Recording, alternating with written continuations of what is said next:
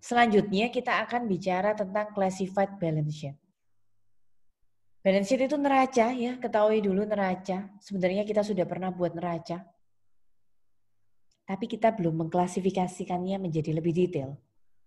Neraca itu isinya 3 elemen, aset, liability, dan equity.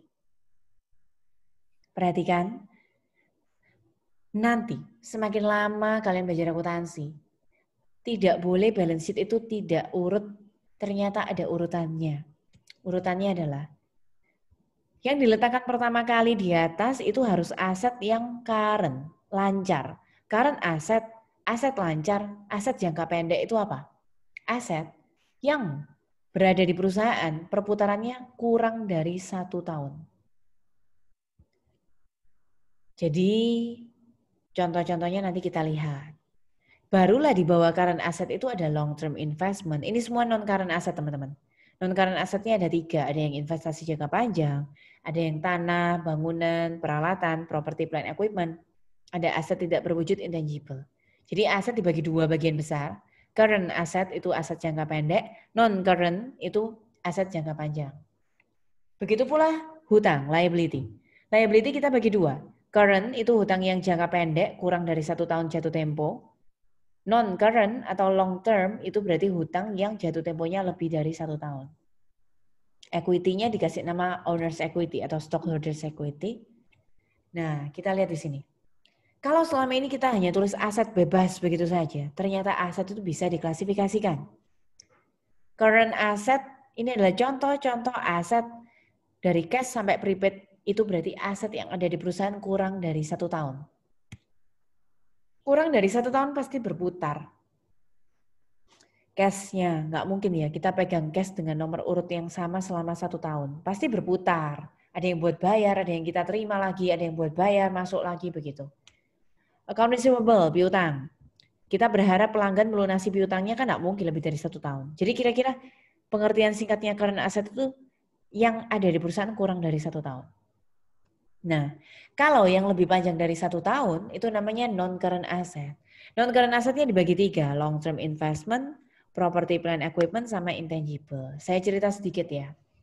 Long term investment itu investasi jika kita punya dana lebih di perusahaan, bisa investasi dalam bentuk saham, namanya stock investment.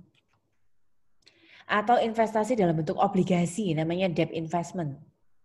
Investasi dalam bentuk properti, namanya investment in real estate. Tuh, investasi jangka panjang. Investasi yang kurun temponya itu lebih dari setahun semua. Non-current aset berikutnya ada tanah, bangunan, peralatan, itu jadi satu nama PPE, Property Plant Equipment. Lalu ada aset tidak berwujud seperti logo, simbolnya perusahaan, namanya trademark, merek dagang.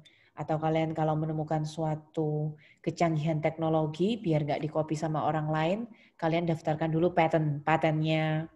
Kalau kalian menciptakan lagu atau suatu karya ilmiah, karya tulis, kalian mau mempatenkannya namanya copyright, hak cipta. Nah itu kira-kira itu namanya intangible asset. Kalau yang liability dibagi 2 juga. Current liability ini hutang-hutang yang pasti dibayarnya kurang dari setahun. Hutang gaji ke karyawan, hutang jasa ke pelanggan, hutang dagang ke supplier, hutang bunga ke peminjam ke kreditor kita, itu pasti kurang dari setahun harus bayar. Atau ada juga hutang-hutang yang jangka panjang. Misalnya kita kredit mobil pakai mortgage payable. 3 tahun, nah kan lebih dari 1 tahun. Atau pinjam uang sama bank pakai bunga, notes payable yang bayarnya 10 tahun lagi. Pokoknya hutang jangka pendek namanya current, hutang jangka panjang namanya non-current atau long term liability. Sisanya 1 ya, equity-nya diwakili oleh owner's capital. Nanti semakin ke belakang kita akan belajar jenis perusahaan yang bukan sole proprietorship. Ini kan yang punya hanya 1 orang, individu, makanya namanya owner's capital. Di belakang kita akan belajar partnership, kalau kita kongsi lebih dari 1 orang, atau kita PT, berbadan hukum yang punya izin untuk menerbitkan saham. Nanti nama capitalnya beda. Karena kita sederhanakan di chapter yang awal ini, Franklin ini punyanya Franklin sendiri, jadi namanya owner's capital. Dah, itu pengertian-pengertian yang tadi saya bilang bisa dibaca di sini ya.